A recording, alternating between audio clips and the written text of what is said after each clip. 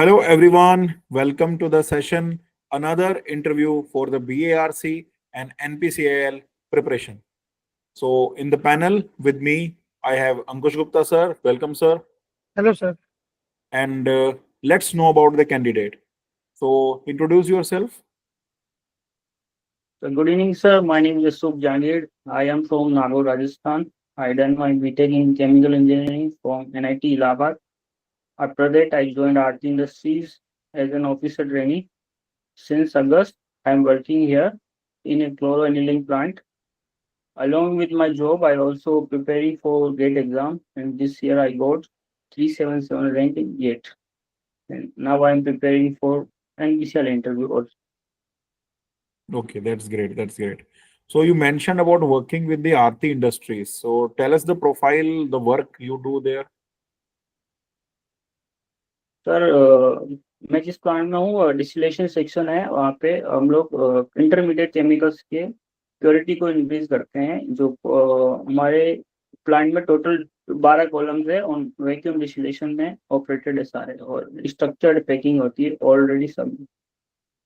तो हम लोग जो टोटल हमारे रो जो रॉ मटेरियल है वो टोटल 10 प्रोडक्ट्स हैं उनको अलग अलग कॉलम्स में डाल के उनकी प्योरिटी को इंक्रीज करते हैं। जैसे प्रोडक्ट्स के नाम है पैराक्लोरेनिलीन 3,4 डाइक्लोरेनिलीन एंड 2,5 डाइक्लोरेनिलीन ऐसे करके पीसी पैराक्लोरेन एनपीए ऐसे करके टोटल 10। तो ये जो आप प्रोडक्ट्स बता रहे हो, इनका एंड यूज क्या है? एंड यूजर हम लोग जस्ट शिप कर देते हैं एक्सपोर्ट और दूसरी जो कंपनीज है उनको बेचते हैं। वो इंटरमीडिएट केमिकल से वो उनका यूज करती है वो दूसरा भी तो प्रोडक्ट दूसरी बनाते कंपनी क्या बनाती है? हैं। सर पेंट वगैरह में सर यूज होते हैं डाइज वगैरह में और पेंट्स एंड डाइज में। तो आप ये जो प्रोडक्ट्स बनाते हो, इनके रॉ मटेरियल्स क्या क्या है? प्रोडक्ट सर ये जो 3,4 डाइक्लोरोनिल पेलाक्लोरोनिलीन 2,3,5 डाइक्लोरोनिलीन और ये सब। ये तो प्रोडक्ट्स है ना? नो इन हमारे प्रोडक्ट्स इनकी हमें मॉइस्चर निकालना है बस प्योरिटी इंक्रीज करनी है हमारे प्रोडक्ट्स हैं और ये फीड भी यही है और प्रोडक्ट भी यही। फीड भी यही है, प्रोडक्ट्स भी यही है। आपको उस हाँ मॉइस्चर रिमूव करना है। यस। तो उसके लिए तो इवापोरेटर यूज करना चाहिए। आप डिस्टिलेशन कॉलम क्यों यूज कर रहे हो? इवोपरेटर बट ये जो प्योरिटी इंक्रीज हमारे करना और मॉइस्चर रिमूव करना तो इवापोरेटर का काम है। बट जो ये मटेरियल्स है सर सारे हीट सेंसिटिव मटेरियल है और इनमें इवोपरेटर्स जो मॉइस्चर और उसमें केमिकल्स मिलके एक अगर उनको हीट करेंगे तो वो पहले ही डिग्रेड हो जाएंगे इसलिए हमको वैक्यूम डिस्टिलेशन में ये कॉलम कितने टेम्परेचर पे काम कर रही है, ऑपरेट कर रही है? वैक्यूम जैसे बॉइलिंग पॉइंट सबका 270 कुछ लगभग है उनको हम वैक्यूम में करते हैं तो बॉइलिंग पॉइंट कम हो जाता है तो उसको कितना? उनका टेम्परेचर 135 और 140 रहता है। नीच टॉप बॉटम का ज़्यादा रहता है 145 टॉप का 125 को something. But still greater than 100 ना? यस मतलब even at vacuum it is still greater than 100, but if operated at atmospheric it is much more than 100. तो evaporator is a good choice ना, बिकॉज इवापोरेटर के अंदर आपको moisture vaporise करना होगा। Moisture vaporise करने के लिए आपको सिर्फ 100 डिग्री सेल्सियस जाना है। आप बोल रहे हो कि मटेरियल हीट सेंसिटिव है, और अगर हीट सेंसिटिव है आप 130 तक लेके जा रहे हो। मैं तो कह रहा हूँ इवापोरेटर यूज करो और 100 तक टेम्परेचर लेके जाओ, बस मॉइस्चर भी रिमूव हो जाएगा, आपको प्योरिटी भी इंक्रीज हो जाएगी, और हीट सेंसिटिव की तो टेंशन है ही नहीं यहाँ पे। बेसिकली सर जो प्रोडक्ट्स है उनमें कुछ मिक्सचर भी होते हैं जैसे ऐसा कंप्लीटली वो मॉइस्चर नहीं होती और जो उसमें जिसमें मॉइस्चर है और उन दोनों को मिलके और उनका दोनों का मिलके बॉइलिंग पॉइंट 130 से ऊपर चला जाता हाँ जी, बोलो। है। सर दोनों रॉ मटेरियल और मॉइस्चर दोनों का मिलके उन दोनों का बॉइलिंग पॉइंट सर 130 से ऊपर है। एग्जैक्टली बताओ क्या रिमूव हो रहा है? पहला आपने बताया मॉइस्चर, और क्या रिमूव हो रहा है? जैसे सर हमारे एक प्रोडक्ट है एनपी है, उसका मिक्स प्रोडक्ट है वो, 2,6 डाइक्लोरेनिन एंड 3,5 नहीं 2,4 डाइक्लोरेनिन। ठीक है। तो इन दोनों प्रोडक्ट्स को हम लोग, एनपीए में दो प्रोडक्ट्स रहते हैं, तो उन दोनों को सेपरेट करने के लिए हम लोग पहले कॉलम में 24 आवर्स फीड लेने के बाद 24 आवर्स जो टॉप में प्रोडक्ट निकलेगा वो 2,4 रहता है, क्योंकि उसकी रिलेटिव वॉलेटिलिटी कम रहती है। उसके बाद जो बाद में जो प्रोडक्ट्स आएगा उसके वो 2,6 रहेगा, तो टैंकर में बताएंगे। सर एक्चुअली जो यहाँ पे क्या है कि एक साल के लिए इंटर ट्रेनिंग कसता है, तो मतलब सेल्फ लर्निंग है, जब ज्यादा खुद से ही सीखना है, तो अगर इसलिए फ्री टाइम ज्यादा रहता है तो इसलिए मैंने गेट की प्रिपरेशन को ज्यादा टाइम दिया है, कंपेरेटिवली जॉब की टाइम में उतना प्रेफरेंस नहीं। कॉलम में पैकिंग क्यों यूज कर रखी है, ट्रेस यूज क्यों नहीं कर रखी? सर ट्रेज में क्या होता है, कंटिन्यूअस मास ट्रांसफर नहीं होता, पैकिंग में सर कंटिन्यूअस मास ट्रांसफर होता है। अगर नंबर ऑफ ट्रेज बहुत ज्यादा होती हैं तो उस टाइम पे हम लोग पैकिंग को ज्यादा प्रेफरेंस करते हैं। और नो भाई, ट्रेस के ऊपर जो मास ट्रांसफर होता है वो पैकिंग के कंपैरिजन में काफी ज्यादा होता है। यू आर करेक्ट कि पैकिंग के अंदर कंटिन्यूस मास ट्रांसफर होता है, बट ट्रे के ऊपर जो मास ट्रांसफर होता है उसका मैग्नीट्यूड पैकिंग के कंपैरिजन में बहुत ज्यादा होता है। ट्रे की एफिशिएंसी पैकिंग के कंपैरिजन में बहुत ज्यादा होती है। तो ये पॉइंट तो मत बोलो कि पैकिंग इसलिए यूज करे क्योंकि वहां पे कंटिन्यूस मास ट्रांसफर है। मास ट्रांसफर ज्यादा ट्रे में होता है, पैकिंग में नहीं होता। बट अगर सर पैकिंग यूज करी है तो कोई और रीजन है। मैंने सर ये जो पढ़ा है वो ये पढ़ा है कि अगर नंबर ऑफ ट्रेस कहाँ बहुत पड़ा है? ज्यादा, सॉरी गूगल चैट जीपीटी करो। तुमने अपने कंपनी में सीनियर से नहीं पूछा सर यहाँ पे पैकिंग यूज कर रखी है, डिस्टिलेशन कॉलम में तो ट्रेस होती है? सर जो ऑलरेडी वर्किंग है वो एजुकेटेड ही नहीं, एजुकेटेड नहीं मतलब? मतलब जस्ट बिकॉज वो एक्सपीरियंस है और 20-30 साल से प्रमोट यही हुए काम हैं, कर। लोअर लेवल से प्रमोट हुए हैं। हाँ तो उनको वो केमिकल इंजीनियरिंग की डिग्री नहीं। ट्रेस और पैकिंग में डिफरेंस बता दो। मेन डिफरेंस सर, ट्रेस में कंटिन्यूअस मास ट्रांसफर नहीं होता, पैकिंग में कंटिन्यूअस मास ट्रांसफर होता है। ऐसे नहीं बोलते कि ट्रेस में कंटिन्यूस मास ट्रांसफर नहीं होता। ऐसे बोलते हैं कि ट्रेस में स्टेज वाइज मास ट्रांसफर होता है, इसलिए ट्रेस को स्टेज वाइज कॉन्टेक्टर या स्टेज कॉन्टेक्टर्स भी बोला जाता है। पैकिंग में कंटिन्यूस मास ट्रांसफर होता है, इसलिए उसे कंटिन्यूस कॉन्टेक्टर्स भी बोला जाता है। ठीक है। और दूसरा पॉइंट?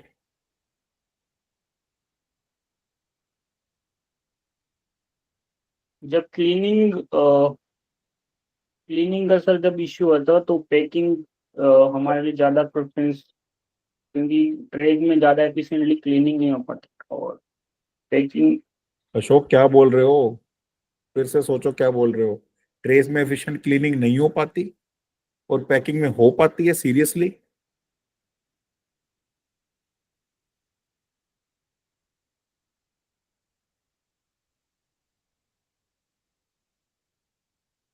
क्योंकि ट्रेस एक स्टेज वाइज ऑपरेशन है, तो इजीली मैन होल्ड लगाकर आप ट्रेस की क्लीनिंग कर सकते हो। पैकिंग में इंसान कहाँ पे जाके क्लीनिंग करेगा, वो तो कंटिन्यूस है। कैसे क्लीनिंग करोगे बीच में से? ट्रेस में तो नंबर है 1 2 3 4, ऊपर नीचे गैप है, आसानी से क्लीनिंग हो सकती है। कंटिन्यूस चीज की क्लीनिंग कैसे करोगे बताओ?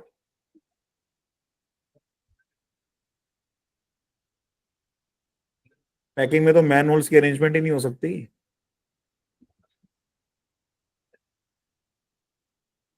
एक्चुअली सर मैं चैट जीपीटी का आंसर बोल रहा हूँ, ये पूरा गलत है, इसमें आंसर गलत दिया। अरे तो सब्जेक्ट चैट जीपीटी पढ़ाएगा कि ट्रिबोल पढ़ाएगी? ट्रिबोल है, जिनको प्लेस है, मैकैप स्मिथ है। जब हमारे पास अपनी खुद की बुक्स है तो चैट जीपीटी कहाँ से आ गया भाई? बुक्स नहीं है तुम्हारे पास पढ़ने के लिए? Yes. कौन से सब्जेक्ट से क्वेश्चन पूछो ये बताओ, चलो जो तुम अच्छे से प्रिपेयर करके आए हो, जिसमें तुम कॉन्फिडेंट हो।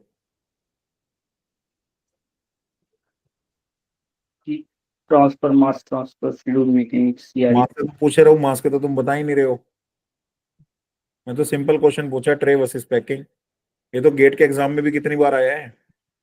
जब भी प्रिपरेशन करते हैं गेट के पीएसयू के टॉपिक तो पढ़ाया जाता है, difference between tray versus packing. और एक दो नहीं, कम से कम 7-8 डिफरेंस है। मैंने पढ़े भी हैं लेकिन अभी पता नहीं दिमाग में। अच्छा, आपने हीट ट्रांसफर में कंडक्शन पढ़ा है? यस। तो can you tell us the heat conduction equation in cylindrical coordinates? मतलब can you write that? Yes. Cylindrical coordinates. हाँ, या फिर सिलेंडर के लिए, होलो सिलेंडर के लिए। सिलेंड्रिकल कोऑर्डिनेट्स बोला मैंने।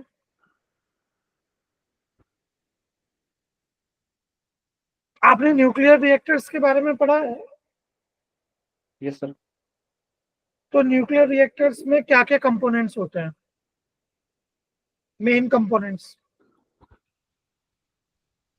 तो फ्यूल रोड्स है और कूलेंट की रोड्स है और कूलेंट रॉड्स, कूलेंट जिस coolant, fuel rods, coolant. And मैं इक्विपमेंट्स के बारे में नहीं इतना पता, लेकिन वो काम फ्यूल और कूलेंट और रिएक्शन क्या हो रही है, फ्यूजन फ्यूजन, ये सब आइडिया है। तो रिएक्शन लिख सकते हो अगर मैं आपसे कहूँ तो? I will try. ट्राई नहीं, हाँ या ना? Yes sir. ओके, रिएक्टर में यही तो पढ़ना है भाई। कल मैंने सेशन भी लिया था यूट्यूब पर, न्यूक्लियर रिएक्टर्स और प्लांट लेआउट्स के ऊपर ही। Coolants, fuel rod, most important, and they are mostly cylindrical. Then आपके controlling rods to Yes. instantly shut down the reactor if needed, moderator and coolant. These four are the main components of any nuclear reactor. अब यहाँ पे जब हम cooling rods की, fuel rods की बात करते हैं, तो फ्यूल रॉड्स आर सिलेंड्रिकल. तो around the fuel rods, can you draw the temperature profile?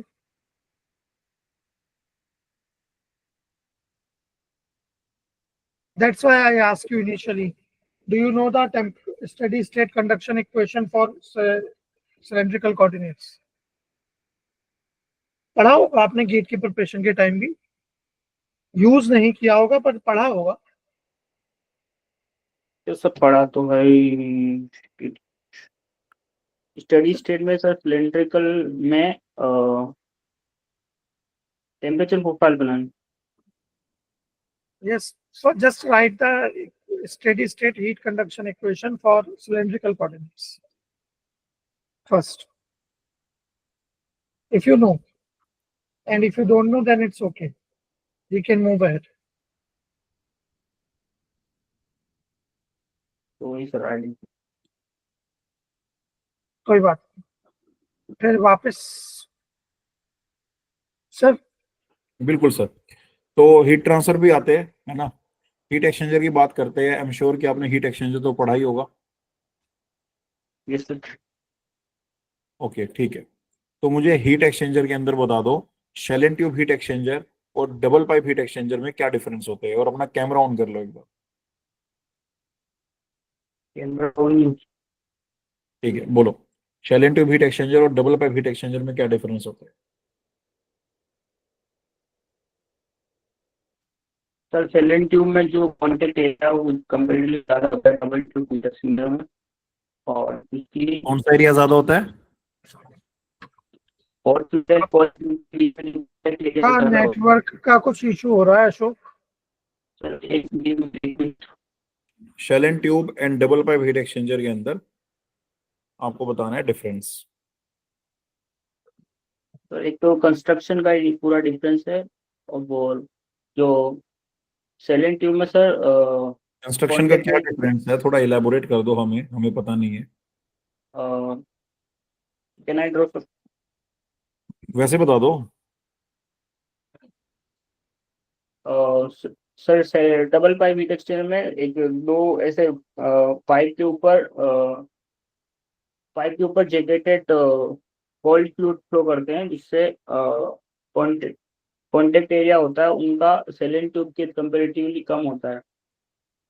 और सेलेंट ट्यूब हीट एक्सचेंजर हम लोग शैलेंट ट्यूब को शैलेंट ट्यूब क्यों बोलते हैं? जिसमें से सेल एंड ट्यूब्स का कॉम्बिनेशन। थोड़ा इलेबोरेट करो। तो सेलेंट ट्यूब में हम लोग जो हीट एक्सचेंज करवाते हैं उसमें एक सेल साइड फ्लू होता है और एक ट्यूब साइड फ्लू होता है। दोनों के सर कॉन्टेक्ट बहुत तरह के सेलेंट ट्यूब हीट एक्सचेंजर होते हैं by the classification of the flow. तो counter flow, parallel flow and cross flow. तो मैं counter flow, counter parallel flow, flow तो डबल पाइप भी होते हैं। हम होते हैं। डिफरेंस क्या है? डिफरेंस बता रहे थे ना आप।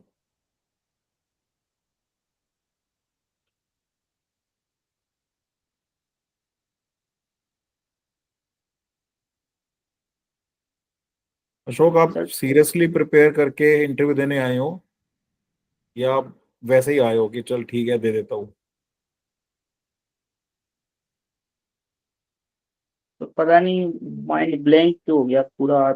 मैं पढ़ा तो था सब एकदम से आप ये गायब तो सा लग मानते गया। हो ना कि मैंने बहुत ऑब्वियस क्वेश्चन पूछा है? मुझे सिंपल क्वेश्चन है मतलब, बट अभी पता नहीं। एक डिफरेंस और बता दो। सैलिएंट ट्यूब की sir efficiency comparatively his double pipe heat exchanger से ज्यादा होती है। क्यों होती है ज्यादा? Sir because of contact area ज्यादा है, तो इसलिए वो बेटर एफिशिएंटली परफॉर्म करेगा। चलो ठीक है, आगे। डबल पाइप हीट एक्सचेंजर में सर हीट लॉस कंपैरेटिवली उसमें सैलिएंट ट्यूब में ज्यादा होगा। और सैलिएंट ट्यूब में हीट एक्स हीट एक्सचेंजर के लिए सैलिएंट ट्यूब में सर इतना हीट लॉस कंपैरेटिवली कम होगा। सैलिएंट ट्यूब में सर वर्कटाइल्स ट्यूब्स और ट्यूब सीड्स बहुत सारी चीजें होती है, उसमें डबल पाइप हीट एक्सचेंजर में सब कुछ नहीं होता। बिल्कुल भी मजा नहीं आया आपके डिफरेंस में। अच्छा, ये बता दो कि शैलिन ट्यूब के अंदर ट्यूब शीट का क्या काम होता है?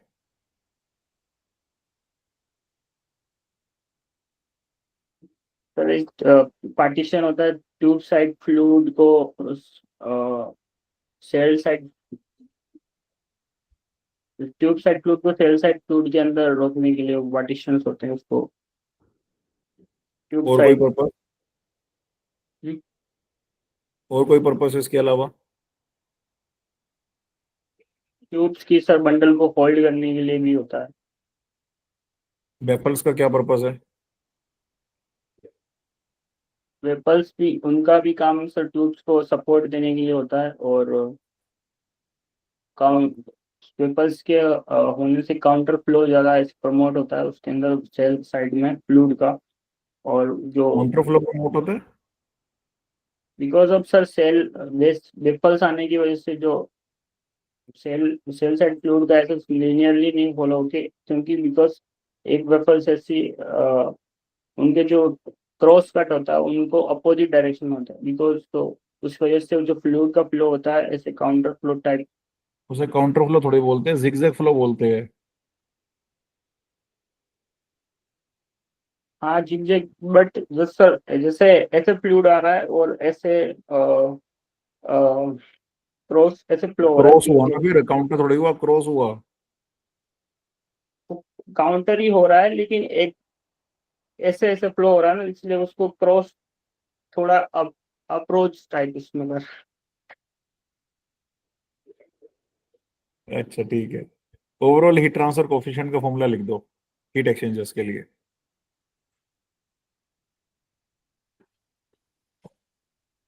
1 by hi ai plus 1 by 2 pi kl ln of r2 by r1 plus 1 by H note A note, और ये फॉर्मूला आपने लिखा है 1 बाय यू आई ए आई का। ओके, तो 1 बाय यू आई का फॉर्मूला क्या होगा? ए आई से मल्टीप्लाई करो, ए नोट ए आई की वैल्यू डालो, तो बताओ कितना फॉर्मूला आ रहा है।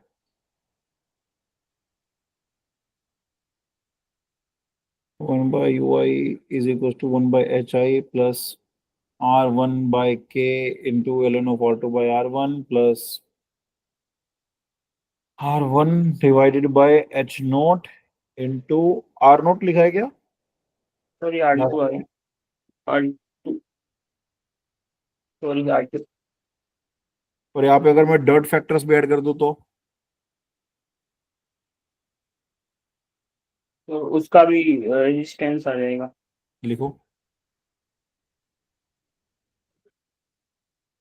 तो मैं डिपो जो फॉलिंग हो रही है वो सिर्फ इनसाइड द ट्यूब्स हो रही है, तो ये वाला रेजिस्टेंस इनसाइड आउटसाइड दोनों पर होगी फॉलोइंग तो।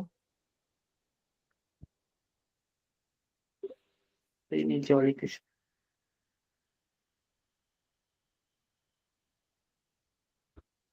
फॉलोइंग के लिए तुमने क्या लिखा है, मुझे समझ नहीं आ रहा। डर्ट फैक्टर के लिए क्या लिखा है? डर्ट फैक्टर तो दिख ही नहीं रहा इसमें।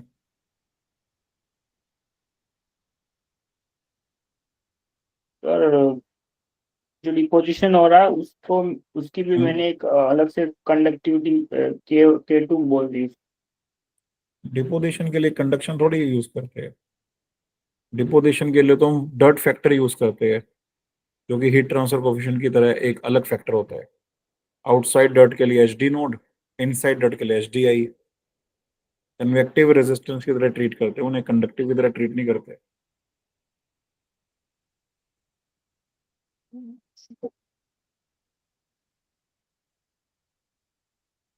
लिखो।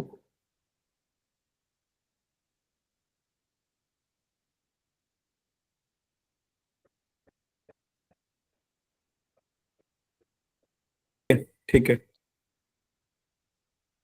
ग्रेट। ठीक है, तो हीट ट्रांसफर से एक लास्ट क्वेश्चन और पूछता हूँ तुमसे। टीबीएल और एचबीएल इन दोनों को कैसे रिलेट करते हैं हम? DBL thermal boundary layer and hydrodynamic boundary layer, इन दोनों को कैसे रिलेट करते हैं हम? और पेंटल नंबर की हेल्प। तो थर्मल रिलेशन। बाउंड्री लेयर जो thermal boundary layer upon hydrodynamic boundary layer is equal to Prandtl की पावर 1/3 हो जाता ये रिलेशन कैसे आया, ड्राइव कर सकते हो? है। तो डेरिवेशन तो नहीं था, डेरिवेशन में सही बात नहीं। ठीक है, जिस केस के ऊपर ये डेरिवेशन यूज हुई है वो केस क्या था, मतलब स्टार्टिंग किस, क्या सिस्टम क्या लिया था हमने, वो बता सकते हो? तो बाउंड्री लेयर के ऊपर हम लोग ने सर उस बाउंड्री लेयर थिकनेस कैलकुलेट की थी थर्मल बाउंड्री लेयर के लिए, फिर इस हाइड्रोडायनेमिक सिस्टम के लिए सिस्टम क्या था? स्फीयर था, सिलेंडर था, क्या था system? Plate sorry. Flat plate. तो फ्लैट प्लेट के ऊपर क्या हो रहा था? जब एक हाँ, थर्मल के लिए बता रहा हूँ, जब एक कोई फ्लूइड या एयर जो फ्लो हो रहा है उसमें ठीक है। अंदर जब जब वो फ्लो कैसे थर्मल हो रहा है, नेचुरली फ्लो हो रहा है या फोर्स्ड फ्लो हो रहा है? फोर्स फ्लो, फोर्स्ड फ्लो हो रहा है। एक फ्लैट प्लेट के ऊपर एयर या किसी लिक्विड का फोर्स्ड फ्लो हो रहा है, तो आगे?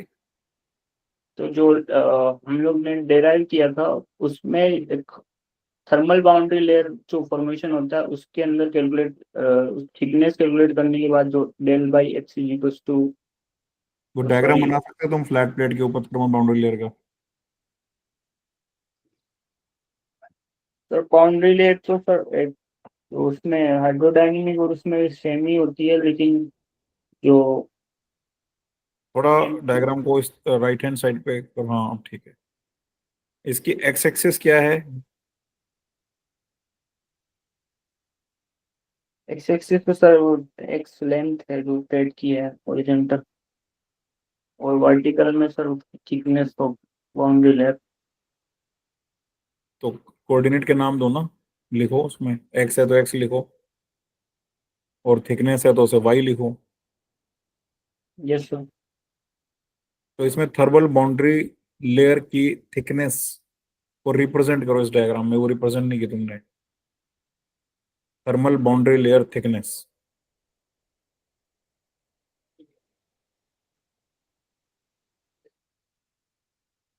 हो गया।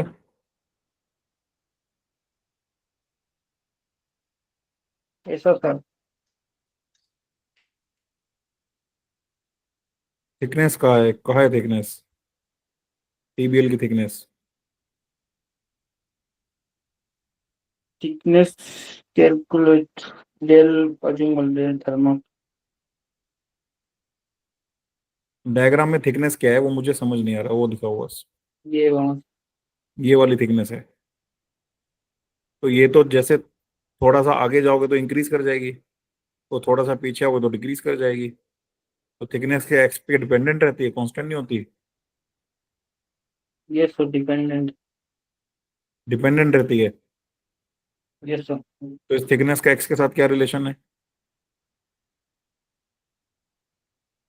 सर हाइड्रोडायनेमिक बाउंड्री लेयर का रिलेशन होता है डेल हमने बाई एक्स थर्मल के लिए अपॉन। बनाई है, हाइड्रोडायनेमिक के लिए बनाई है। सर उसी से वो कैलकुलेट हो जाएगा। प्रेंटल नंबर से रिलेशन है तो nu C P by K Prandtl into hydrodynamic layer. तो हाइड्रोडायनेमिक का क्या रिलेशन है एक्स के साथ। Sir del by x is equal to 4.64 upon Reynolds number at local Reynolds number X पर root 4.64 by Reynolds number, root Reynolds number. Root Reynolds number, local Reynolds number. ये 4.64 exact result है क्या approximate है। Exact result. Exact result है। Assume उसको sir approx तो 5 कर लेते हैं। 5 अप्रोक्स करने के लिए करते हैं या कोई और रीजन है। सहूलियत के लिए कैलकुलेशन इजी है। 5 एग्जैक्ट रिजल्ट है जो डिफरेंशियल इक्वेशंस को सोल्व करके आता है या फिर एक्सपेरिमेंटली आता है। 4.64 एक थ्योरेटिकल रिजल्ट है जो कि क्यूबिक प्रोफाइल एज्यूम करने के बाद आता है। ये थ्योरेटिकल है, अप्रोक्सीमेट है। 4.64 अप्रोक्सीमेट है, 5.0 एग्जैक्ट रिजल्ट है। ठीक है, ध्यान रखना। ठीक है, over to Ankush sir, Ankush Gupta sir. Yes, sir. So, Ashok, in this boundary layer which you just draw, this was, can you tell me the analogy between concentration boundary layer, thermal boundary layer, and hydrodynamic boundary layer? तो दो analogies होती हैं, Reynolds analogy and J factor analogy, Chilton Colburn analogy. So, what is the difference between these two? Reynolds analogy में हम लोग liquid के लिए valid, sorry gases के लिए वैलिड है और ओनली टर्बुलेंट फ्लो के लिए वैलिड है। जबकि फिल्टन कॉर्बल एनालॉजी सर दोनों के लिए वैलिड है। और रेनॉल्ड्स एनालॉजी में हम लोग skin skin factor form skin factor के लिए अलाउड है, फॉर्म रेट के लिए अलाउड नहीं है। और जे फैक्टर एनालॉजी ये दोनों दोनों के लिए अलाउड है। Okay. So, to calculate the friction factor here, which equation or principle we use? Friction factor के लिए Like for mass transfer coefficient, we use Sherwood number and correlation. For heat transfer coefficient, Nusselt number and correlation. So similarly, for friction factor, which what we use? Friction factor के लिए हम लोग Moody chart के से calculate कर लेते Moody chart. So can you explain the components of Moody chart? हैं। Moody chart एक रिलेशन है, इसमें रेनॉल्ड्स नंबर और पाइप की रफनेस के बीच में जैसे हॉरिजॉन्टल एक्स एक्सिस में रेनॉल्ड्स नंबर की वैल्यू होती है और वर्टिकली राइट साइड में रफनेस फैक्टर की वैल्यू होती है। उन दोनों की वैल्यू से हम लोग फ्रिक्शन फैक्टर की वैल्यू कैलकुलेट कर सकते ओके, आपके पास पेपर पेन है ना? एक डेटा लिखो आप, for a centrifugal pump operating in a pressurized heavy water reactor at the flow rate of 5000 kg per second. The head is around 100 meter, and efficiency you can say about 70%.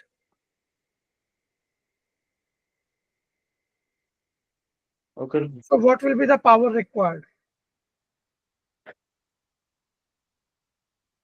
और जो pump की energy, pump जो energy देगा वो हमारे पास होता है रो Q जी H, और उसको एफिशिएंसी से मल्टीप्लाई करने के कैलकुलेट बाद करो आराम से, कोई दिक्कत नहीं है, आप मुझे बताओ, उसके बाद बताना। फ्लूइड सर मैं वाटर अज्यूम कर रहा हूँ 1000 heavy water, heavy water heavy water sir 45 into 10 की पावर 4 जूल। जूल या what? Sorry what power. Unit में कैसे मिस्टेक कर सकते हो आप? Sorry sir. चलो ठीक है, आप कह रहे हो तो मान लेते हैं। क्या एक मेथड यूज किया आपने, फॉर्मूला या इक्वेशन? पंप जो फ्लूइड का एनर्जी देगा जितनी रिक्वायर्ड है वो रो क्यू जी एच, और उसकी एफिशिएंसी से मल्टीप्लाई कर देंगे तो हमारे पास power required to the motor to वो आ जाए। Okay okay, now tell me one last thing here.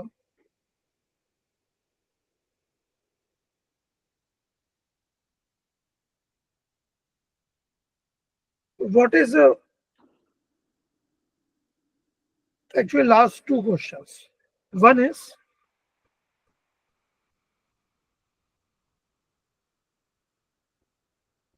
do you have any idea about the submerged surfaces? Yes sir. Okay, then can you tell me, for completely immersed body,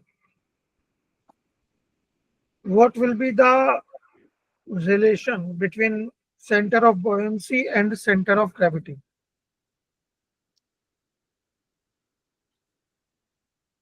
centre of gravity sir Just tell me the mathematical relation, means which one will be greater, which one will be smaller. मतलब sir which will be, center of buoyancy will be above or below the centre center? Of centre of gravity sir ज्यादा रहे, मतलब तो gravity की value ज्यादा रहेगी force में, और बायनेंसी की वैल्यू कम रहेगी। और मैं फोर्स की नहीं, मैं पोजीशन की बात कर रहा हूँ। In submerged, completely immersed body, or you can say the submerged body, the center of gravity will be above the center of buoyancy or below the center of buoyancy, or they will be at the same position. What will be the relation?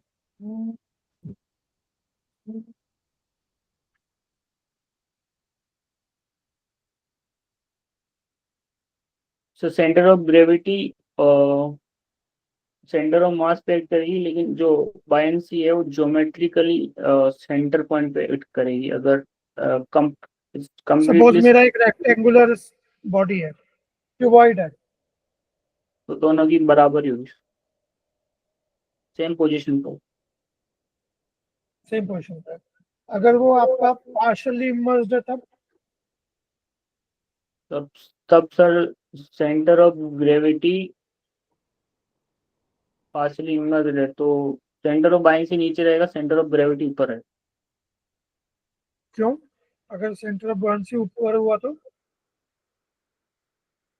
जो centre of बायनेंसी एक करेगा, जो जितना body अंदर submerged है उसके geometrical centre point पे लगेगा। तो मेटा बॉडी, सेंटर का नाम सुना है आप?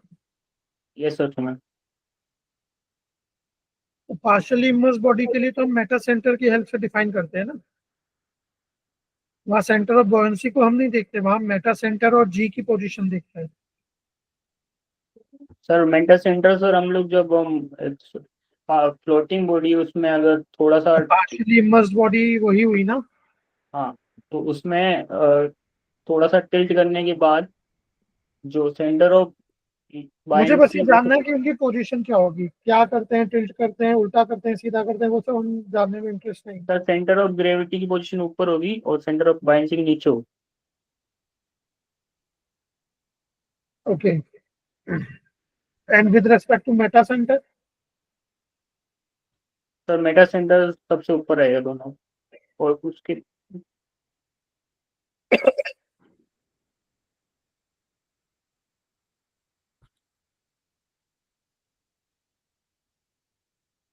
हमेशा सबसे ऊपर होगा, मतलब सेंटर ऑफ ग्रेविटी के ऊपर होगा, नीचे नहीं हो सकता। हो सकता है, लेकिन फ्लोटिंग बॉडी के लिए ऊपर हो। फ्लोटिंग बॉडी की ही बात हो रही है, कंप्लीटली इमर्स बॉडी के लिए तो मेटा सेंटर की बात ही नहीं करेंगे। उसमें आई थिंक सर हमेशा ऊपर ही हो। चेक कर लेना। पार्शली इमर्स बॉडी या फ्लोटिंग बॉडी जो आप बोल रहे हो, उसमें मेटा सेंटर हमारा सेंटर ऑफ ग्रेविटी के अबव होता है in case of stable equilibrium, और अगर अनस्टेबल इक्विलिब्रियम का सीन है तो डाउन बिलो होता है, और न्यूट्रल इक्विलिब्रियम का है तो कंसाइड करता है। पढ़े होंगे ना आपने stability criteria, stability of floating bodies. Yes sir. तो आप ऐसी कोई रियल लाइफ एग्जांपल बता सकते हो जिसमें अनस्टेबल इक्विलिब्रियम हो रहा हो for a floating body?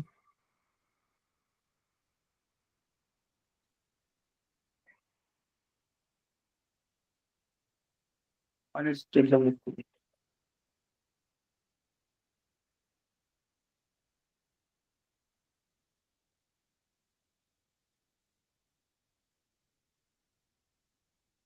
Sir कोई भी बॉडी अगर फ्लोटिंग है और उसका,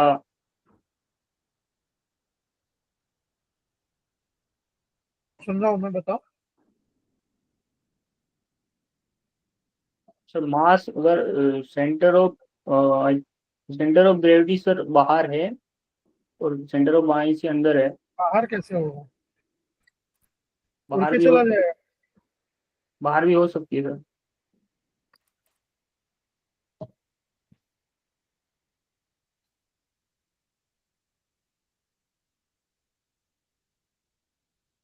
चलो छोड़ो, स्टेबल इक्विलिब्रियम का कोई एग्जांपल बता सकते हो? सर जैसे कि एक बबल ने उसमें पानी डाल दिया काफी, और उसको ऐसे छोड़ दिया, तो उस and one last question on from fluid mechanics, what is the Archimedes principal? Archimedes principle state that total जो जितना liquid amount of liquid displaced by a body is the force applied on a body is the amount of liquid which displaced by the body in the fluid. आराम से सोच लो, decide कर लो क्या बोलना है, फिर बोलो, कोई जल्दी नहीं है।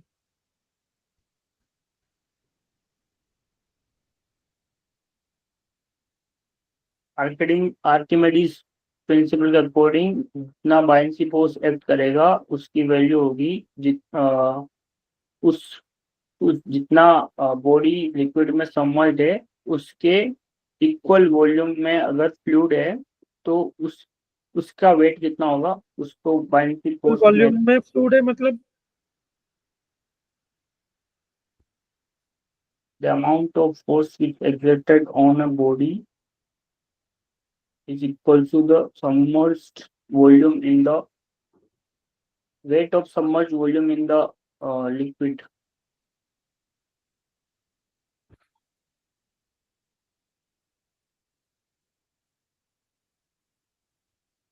Fluid placed in a swimming pool. अच्छा पास्कल लॉ पता है Yes, sir. बताओ Pascal law, sir. The force, the pressure is equals to the perpendicular force exerted upon area, perpendicular area.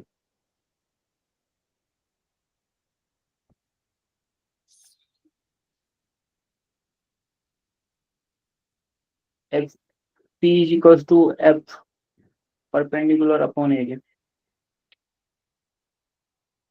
Sorry ये पास्कल लॉ है Yes. P1 is equal to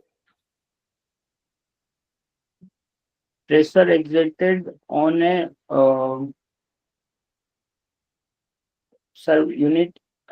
unit perpendicular area.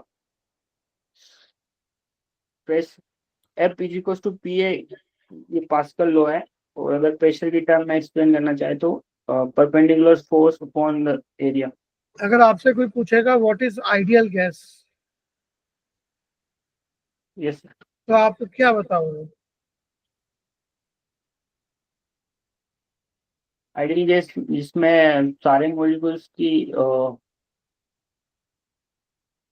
Volume equal हो और उनमें कोई भी attraction force नहीं हो. ये हुई ना बात दैट्स हाँ. करेक्ट मतलब सही जा रहे हो आप ठीक है ये बताओगे ना आइडियल गैस क्या होती है यहाँ पे ये तो नहीं बोलोगे PV equal to NRT and all वो तो बात की बात हो गई तो फिर पास्कल लॉ में आप इक्वेशन क्यों बता रहे हो मैथमेटिकल टर्म में एक्सप्लेन करना चाहता. तो यहाँ पे आइडियल गैस को भी मैथमेटिकली करते पहले किसी भी चीज को पहले थियोरेटिकली एक्सप्लेन करोगे या mathematically So Pascal law, the pressure is directly proportional to the perpendicular force exerted on a area.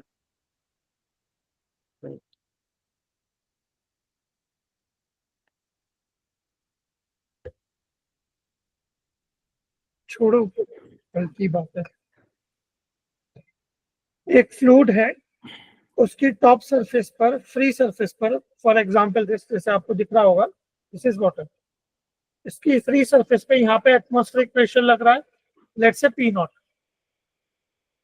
ठीक है ये हाइट है एच तो यहाँ पे बॉटम में कितना प्रेशर एक्ट होगा P naught plus rho of fluid into GH. Rho in G H where rho G H is So rho of liquid. मतलब what is the significance how will you define what is rho G H Then it is a pressure exerted because of the hydrostatic law. Below the हाँ तो ये pressure है क्या due to weight due of to the weight of the fluid. Correct Yes, sir. अब इसके surface पे suppose मैंने एक extra pressure delta P add कर दिया तो पहले पी नॉट था अब हो गया P not plus delta P तो बॉटम में कितना प्रेशर लगेगा P naught plus delta P plus rho GH. This is Pascal's law तो जितना भी एडिशनल प्रेशर हम फ्लूइड में एक्सर्ट करते हैं same pressure transmit throughout the fluid in all the direction without getting diminished याद आया कुछ Yes.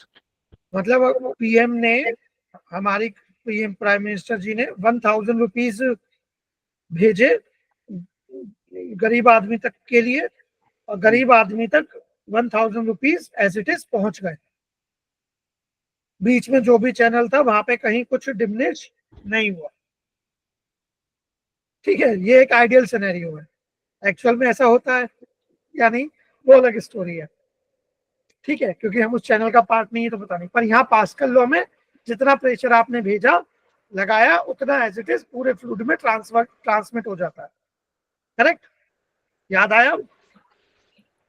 अब F equal to P A आप बोल रहे थे, क्या है F equal to P A? चलो कोई नहीं, ठीक है। फिर अब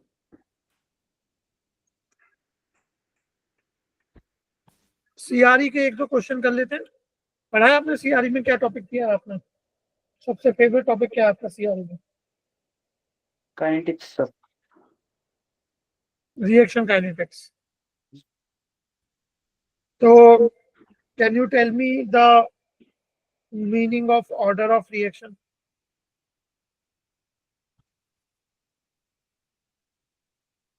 sir order of reaction rate law के अंदर जब हम लोग कंसंट्रेशन, जो रिएक्टेंट की कंसंट्रेशन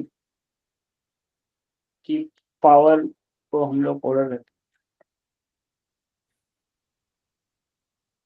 ऐसे डिफाइन करोगे? हैं सर। ऐसे ऑर्डर ऑफ रिएक्शन इज जो मॉलिक्यूल्स के बीच में इफेक्टिव कोलिजन हो रहा है, number of molecules that effective collision between. Unimolecular reaction में कोई कोलिजन होता है क्या?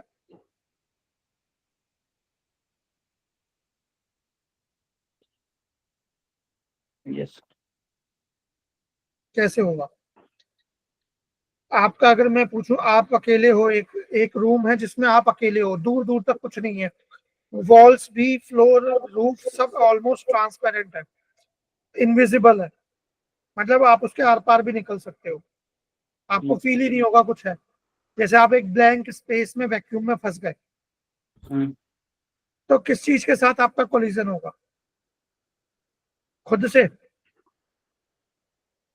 सर यूनिमॉलिक्यूल में अगर कोलिजन होने के लिए मिनिमम कितनी एंटिटीज नीडेड है? दो। टू। तो यूनिमॉलिक्यूलर रिएक्शन में कैसे कोलिजन होगा फिर? नहीं हो। तो क्या यूनिमॉलिक्यूलर रिएक्शन का ऑर्डर नहीं होता? सर यूनिमॉलिक्यूलर मींस ऐसे A gives to B plus C, तो यूनिमॉलिक्यूलर मींस ओनली ए? हाँ, A gives B plus C। वो जो भी दे? हाँ, अज्यूम मैं कर रहा हूँ। हाँ, कुछ भी हो सकता है, A gives B plus C, sir A gives B plus C, D B up to Z सब हो सकता है, कोई दिक्कत नहीं है। तो A के जो मॉलिक्यूल्स होंगे वही आपस में कोलाइड करेंगे, तो किससे कोलिजन करेंगे वही तो मैं पूछ रहा हूँ। आप खुद से कोलिजन कर सकते हो क्या? आपने ऐसे हाथ यूं मारा और बोला मम्मी मेरा एक्सीडेंट हो गया, या जब किसी दूसरे पर्सन से टकराओगे, कार को हिट करोगे, वॉल को हिट करोगे, तब बोलोगे एक्सीडेंट हुआ है? यस।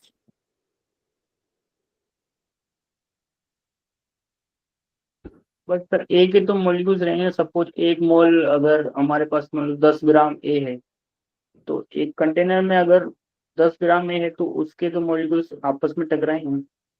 क्यों टकराएंगे? कोई काम नहीं है उनके पास करने के लिए कि खाली बैठे हैं, चलो बोर हो रहे हैं और टकरा जाए?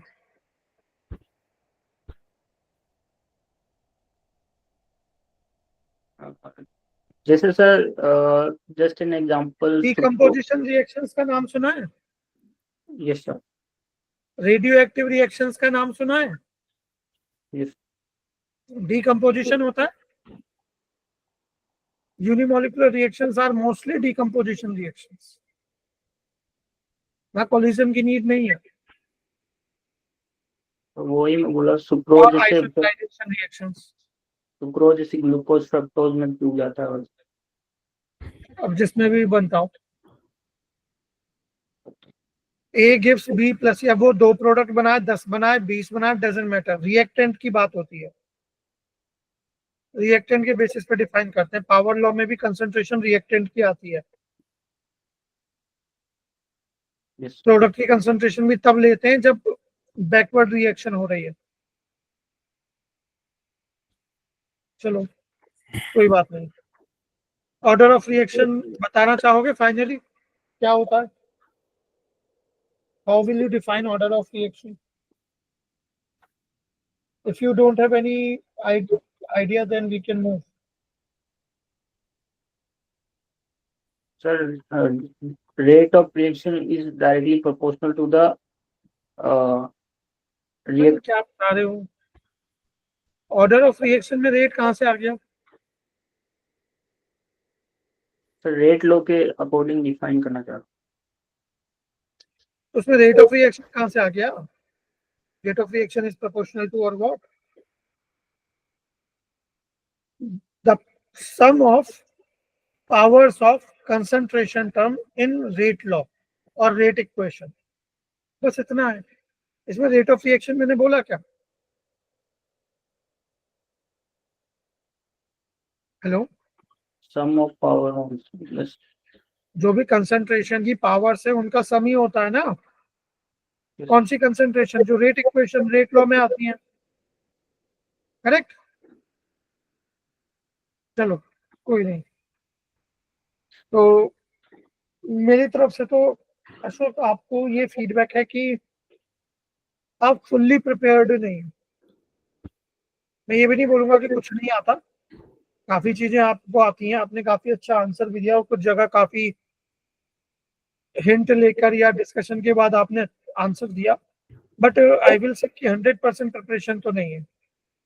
अब जो भी रीजन रहा हो, जॉब की वजह से टाइम मैनेज नहीं कर पाए आप, या XYZ वॉट, तो जो भी अभी 2-3 दिन 4 दिन है आपके पास, आई विल सजेस्ट यू कि अपना बेसिक फंडामेंटल्स एक बार देख लो, टर्मिनोलॉजी समझ लो, रिवाइज कर लो नोट से।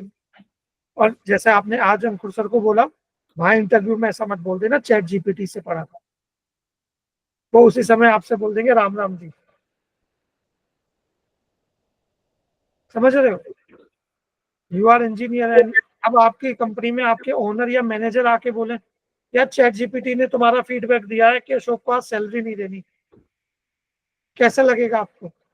मन करेगा ना कि काल के मारो, चैट जीपीटी से मेरा परफॉर्मेंस फीडबैक ले रहे हैं, लोगों से लो लेना है तो। मतलब समझ रहे हो? तो बुक्स होती हैं इसके लिए, और बुक्स में भी अच्छी बुक्स का नाम लेना, भले ही आपने नहीं भी पढ़ा हो, अगर पूछा जाता है तो बुक्स जो आप अच्छी बुक्स हैं, रेफरेंस बुक्स, उनका नाम लेना। ऐसे मत बोल देना कोई एलू पहलू बुक। ओके, बाकी थोड़ा कॉन्फिडेंस रखना, थके वो थकान नहीं फील होनी चाहिए।